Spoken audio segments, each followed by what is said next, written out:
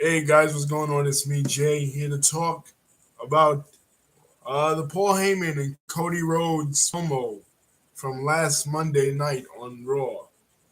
This promo was one of the best. Obviously, it's Paul Heyman, so he's known for making um, great promos. But before I get to what I really want to talk about as far as the promo, I want to say rest in peace to Lanny Paffo, aka the Genius, a legendary manager that I remember growing up from my era in the late 80s and early 90s when I started watching.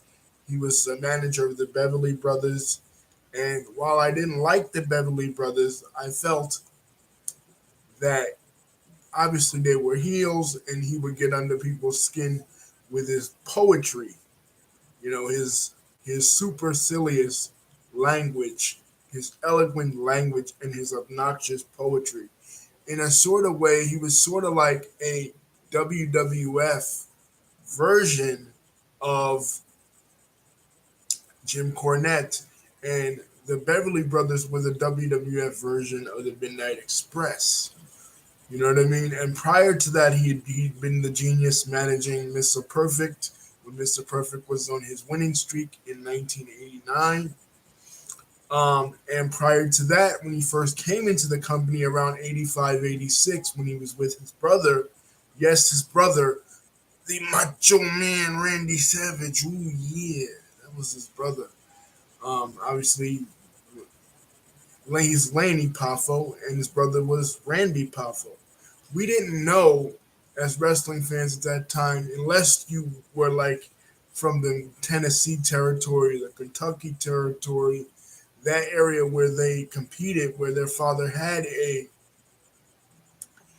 promotion in the early 80s called ICW, an outlaw promotion, which basically meant that um, that promotion was not under the NWA jurisdiction and was not an NWA sanctioned promotion. Unless you were from that area, you had no idea that this guy who came into the company as a jobber, Leaping Lanny Paffo, was the brother of the Macho Man Randy Savage.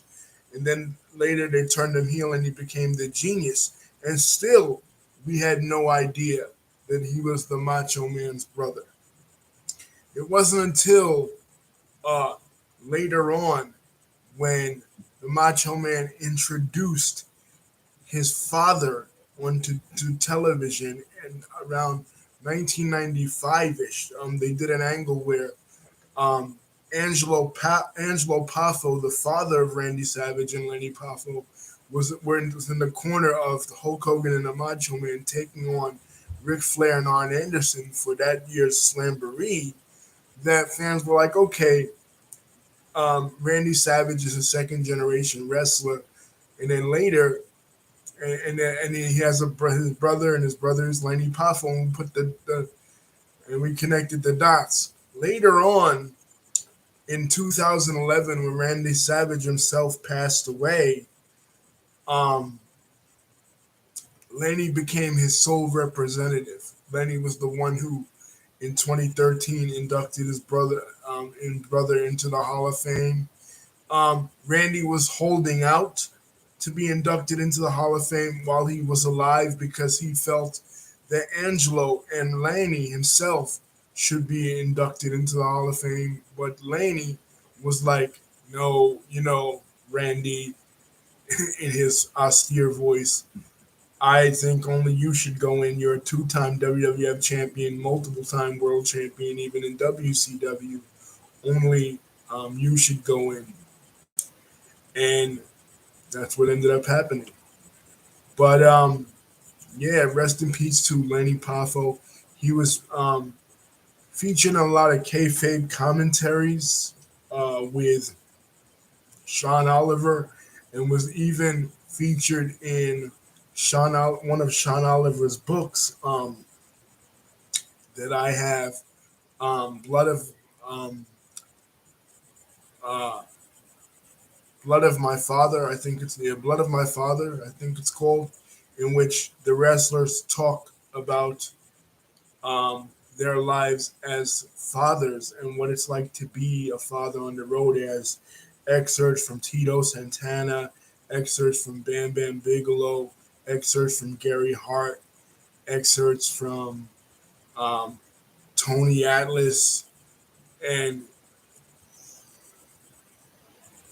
Eric Bischoff, Vince Russo, a whole bunch of, and Lenny Paffo is among them, and he talked about the birth of his daughter and how because his mother was Jewish and his father was Catholic, they pressured him to, even though he met her on the road, they pressured him to get married to this young lady and make an honest woman out of her when he had his daughter. And even though the marriage didn't work out, that he still remained in his daughter's life.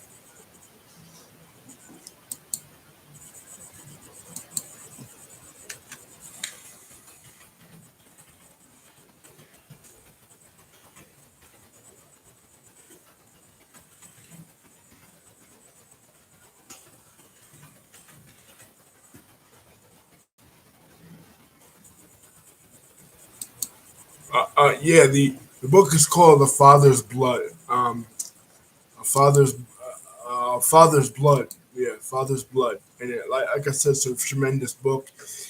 In the case of Laney, uh, it's revealed that his daughter had some complications uh, when she was being born, and uh, he didn't know if she would come out healthy. Thank God she did, but that's the story of his life. And the latter half of his life, he was living in Ecuador. He was known for his eccentric personality traits, including the fact that he used a bidet. He would often say, he said in his Breaking Kayfabe interview with Sean Oliver, I think it was back in 20, well, I saw it in 2013, back, he never uses toilet paper. And you're like, wait a minute, what? He don't use toilet paper? But then he explained about a bidet and what a bidet is. And he was, he had moved to Ecuador with a new girlfriend. He seemed pretty well, but then all of a sudden this happened.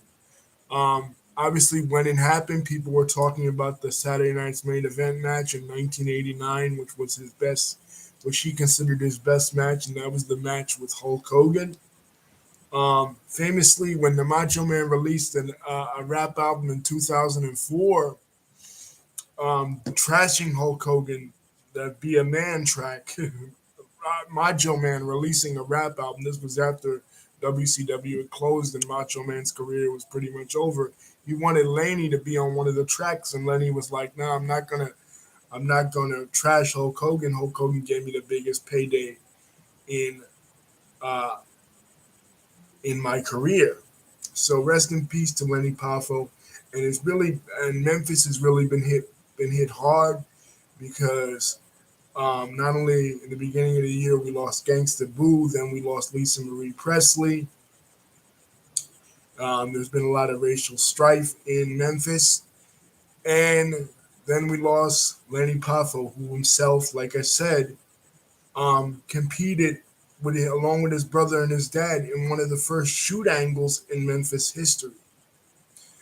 Um, for those that don't know, um, they eventually ICW had to close down, based out of Lexington, Kentucky, and Jerry Jarrett and Jerry Lawler, after years and years of the Paphos, Randy Savage and Lenny Paffo showing up dissing Jerry the King Lawler and dissing Jerry Jarrett's promotion, CWA. They finally did the angle, and it was like the first invasion angle in wrestling history, to the point where superstar Bill Dundee actually pulled out a gun on Randy Savage in a McDonald's.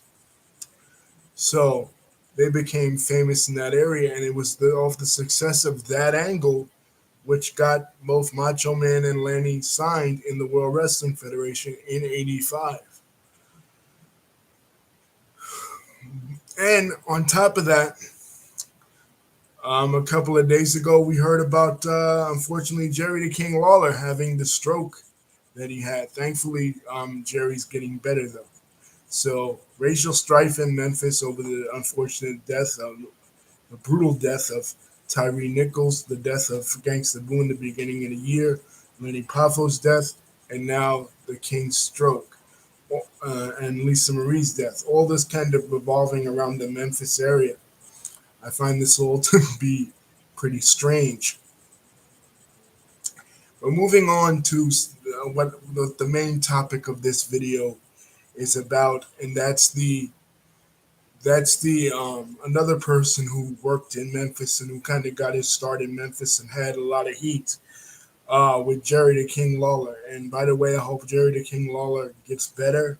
You know, we know about his heart attack issues live on Raw in 2012. But this person also had a lot of beef with Jerry the King Lawler, and that's Paul Heyman. Paul Heyman's promo, like I said, it's Paul Heyman. It's He's brilliant. He's responsible, in my opinion, for the success of Brock Lesnar in both runs, both in the early 2000s and when he came back in 2012. And he's been responsible for Roman Reigns' rise to power as a heel. Many people thought that Roman Reigns was like John Cena, that he could never turn heel. The fans would never boo him as a conventional heel, even though they were booing him out of the building when he won the Royal Rumble in 2015. They booed him out of the building when he won the championship at WrestleMania 32 in 2016. But they never thought he would be a conventional heel and have as much steam as he's had with this whole bloodline situation. But him being with Paul Heyman has made it possible. Now, and Cody Rhodes making the jump from AEW to WWE last year, having that tremendous match with Seth Rollins, and then being derailed when he had the match at Hell in a Cell 2022 with Seth Rollins, and he had the pectoral injury. But he's back now. And this promo, let me tell you about this promo, guys. This promo is fantastic. As we know, Paul Heyman has a history not only with Jerry the King Lawler, but also with Dusty Rhodes, who gave Paul Heyman really his start. Yes, he worked in Memphis for a cup of coffee. Most wrestlers did. He worked in New York as a photographer. That's where he started out. He's from Scottsdale. He's from Scottsdale, New York. He's from upstate New York, so that's where he started out. He also worked for Vern Gagne with the New Midnight Express before he came into the into Jim Crockett Promotions in 1988. The Horsemen, Tully and Arn, they left the company. The Midnight Express had nobody to compete with. So Jim Cornette made a couple of calls, saw that Paul Heyman was doing the Midnight Express thing with Dennis Condrey over there in the AWA, and they had the famous angle where Heyman comes in and bloodies Jim Cornette's jacket. But it was Dusty Rhodes. Long story short, it was Dusty Rhodes working as the booker in the in Jim Crockett Promotions that really set Paul Lee under that learning tree and taught Paul Lee how to book when he was in JCP/WCW. And then Paul Lee goes on from there and starts ECW. In 1993, he's let go after Eric Bischoff takes over, and he picks up with Todd Gordon and Joel Goodhart in ECW, and then eventually he becomes the booker of ECW, and he revolutionizes professional wrestling as a promoter. And then Dusty gets fired. In 1999, Dusty Rhodes gets fired and laid off from WCW. Change of management in WCW. All throughout the Bischoff years, they kept him on board. They kept him as the booker. 1999, he gets let go from WCW, and he is forced. This is just around the time when ECW signs the deal with TNN. He is forced for a couple of months before they decide to bring him back in 2000 to work for Paul Lee, and Paul Lee gives him a second chance. And And Cody talks about it. How his family was struggling, but it was Paulie that gave him that second chance. So there is tremendous history, as Paulie lays out, between Cody Rhodes' family and Paulie, just like there's tremendous history between Roman Reigns, his family, and Paulie, given that Paulie managed the Samoan SWAT team in WCW in 1989 and 90 before they came to the WWF as the head shrinkers. You know what I mean? So, uh, what he says in this interview, um, has them both choked up. How how Paulie helped uh, Dusty Rhodes, putting him with Steve Corino back in 1999 2000, and reinvigorated Dusty, which allowed Dusty to then return back to WCW and continue to do his thing in professional wrestling, even after WCW closed in TNA and then later NXT, up until 2015 when he passed away. But as I said, and as Paul Heyman says in this promo, Dusty is responsible for most of the current roster, training them and molding them into what they are today. Kevin Owens, Sami Zayn, Roman Reigns, even almost everybody. But what he says at the end of the promo, this was so reminiscent of another Paulie promo. Do you guys remember? They're doing the Alliance storyline. It's 2001. They're leading into Survivor Series 2001 when the Alliance, led by Paul Heyman as a mouthpiece, it was WCW teaming with ECW. Paul Heyman as a mouthpiece. Um, and he's cutting a scathing promo on Vince McMahon, bringing up Vince McMahon's monopolization of the territories, how he took Jim Crockett out of power, he took Don Owen out of power in Portland, how he took Sam Mushnick out of power in St. Louis. And he's like, you took Hulk Hogan's blood and you built Titan Towers. You stole uh, you stole Shawn Michaels' dream and you bought yourself a jet with WWF all over it. But he says, I don't care what you did to other people. I care what you did to me. Um, Me and Gene Oakland and Bobby Heenan were going around here dancing tutti frutti while Stone Cold Steve Austin was drinking his first beer in ECW, damn you. we all remember that. That was a promo on SmackDown. And he says, you shook the hand of every promoter around the country. You swore to them that you would never compete against them. And when your father died, you competed. And he's like, you made wrestling a dirty word, Vince. You turned the killing machine Taz into a fat Keller commentator, and not even a good one. And then Taz puts the Taz mission on Heyman. But this promo was reminiscent of that. This promo was half shoot and half for work. And Heyman's so good at that. You know what I mean? Even ECW One Night Stand '05, when he cuts the promo on JBL and Edge, uh, the only reason you were champion for so long was because Triple H didn't want to work Tuesdays at JBL. You know what I mean? So, but this one had Heyman and Cody tearing up because the two families have so much connection. I often say that when it comes to the genius of booking, right?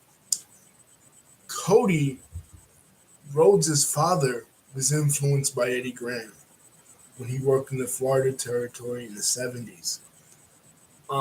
He in turn influenced Paul Heyman, who in turn influenced Triple H. And it goes all the way further back to Eddie Graham, who was Eddie Graham influenced by? Dory Funk Sr. When Eddie Graham himself worked in the Amarillo territory by Terry Funk and Terry Funk and Dory Jr.'s father. You know what I mean? So this kind of genius booking, we often hear these people. Dusty was a genius. Paul Heyman was a genius. Triple H is a genius right now that he's taken over creative in WWE. But all these guys have a similar lineage. You know what I mean? It's like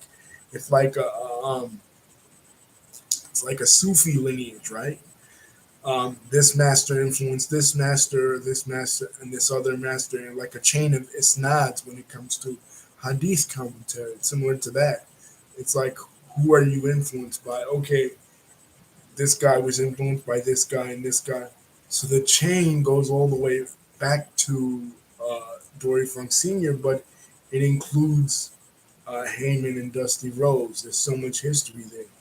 And that's what he capitalized on. But what he said at the end was the mic drop, and he literally dropped the mic when he said this. He said, "When last time I spoke to your father, he said you were his favorite son. But Roman Reigns was the son he always wanted." And it was just like, oh my God. And he drops the mic, and it's like,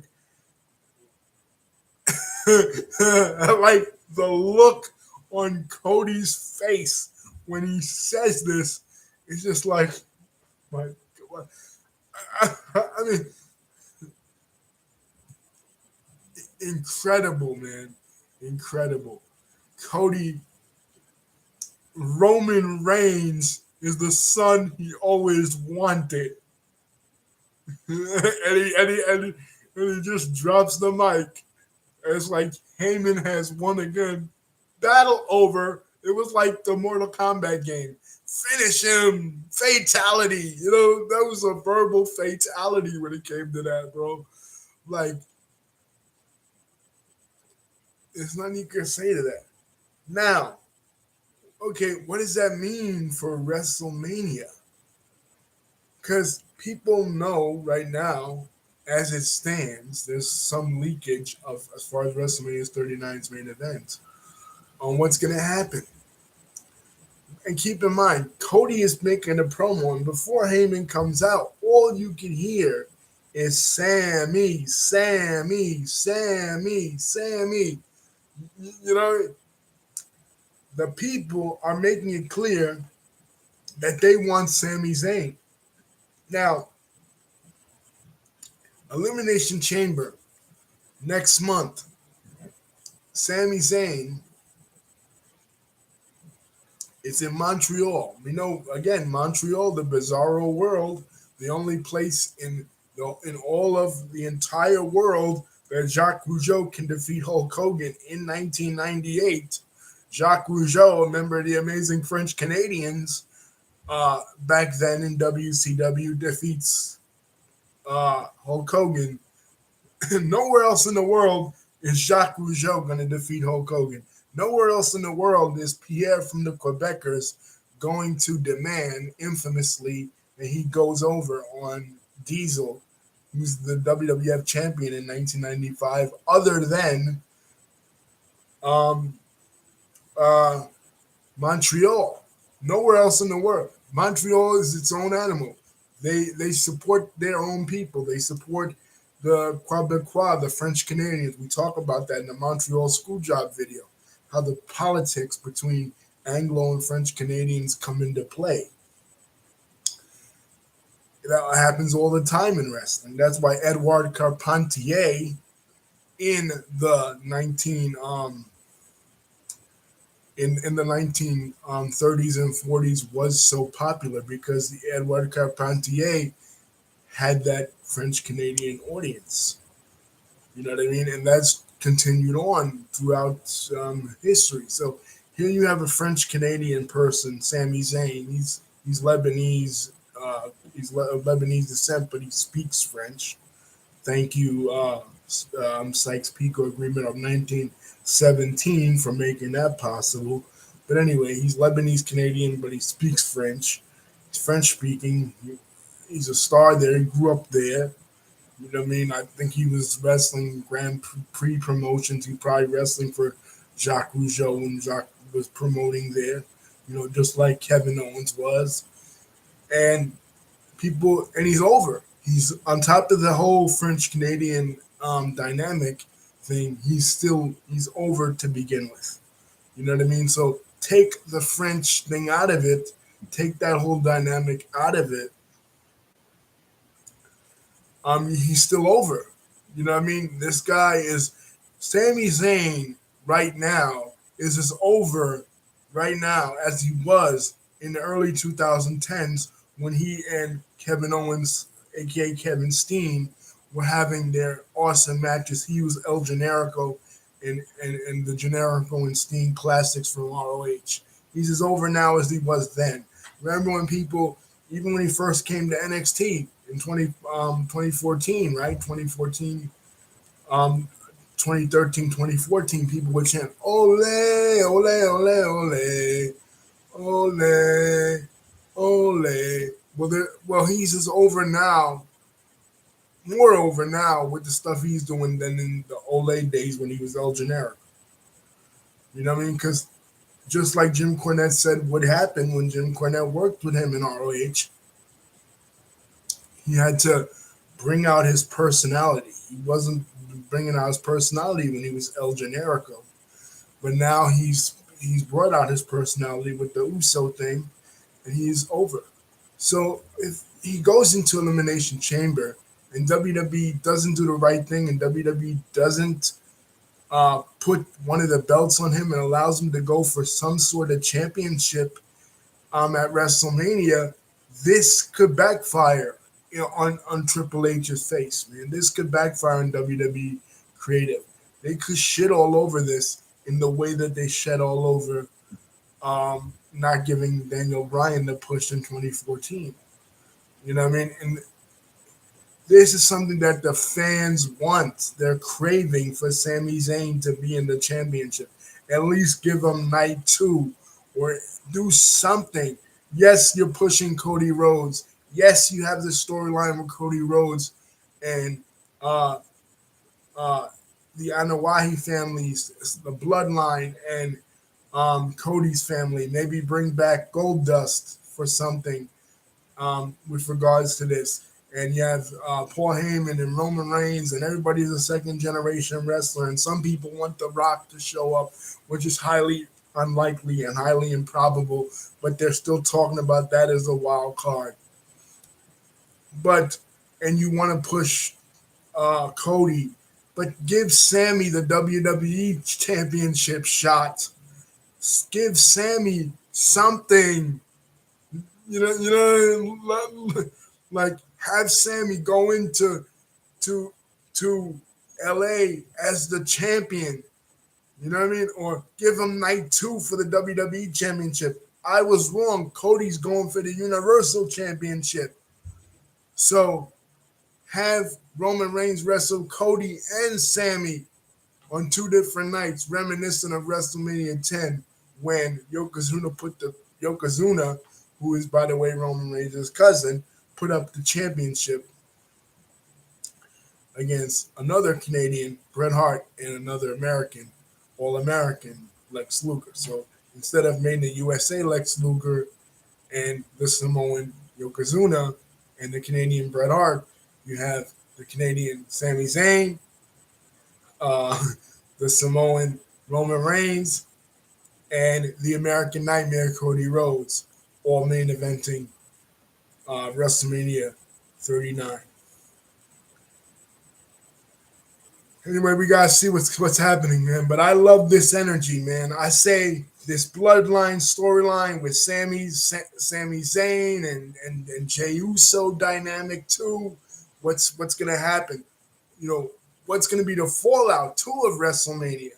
If Roman loses either the WWE Championship or the Universal Championship, is he gonna turn on Heyman? Is he gonna turn on the Usos? Is he gonna turn on Solo Sinka? Is that it for the bloodline? Or are they gonna call it quits? Because an important part of a storyline is when to end it. That was the issue with the NWO, that it never the NWO never had a conclusion. It took the NWO to go to WWE in 2002 for Vince McMahon finally to come out to the music and say there is no more NWO in July of '02.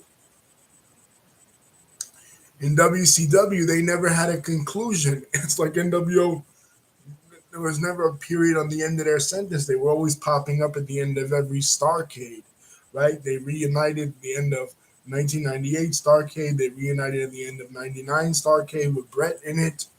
You know what I mean? They never had a period, and that was the point of it. But this bloodline thing, how much more legs does it got? But it's going to be really interesting. The other background storyline that they're trying to push, Bobby Lashley and Brock Lesnar, we saw that already, man. That's want to watch that? Just watch freaking the Royal Rumble 22. No interest there.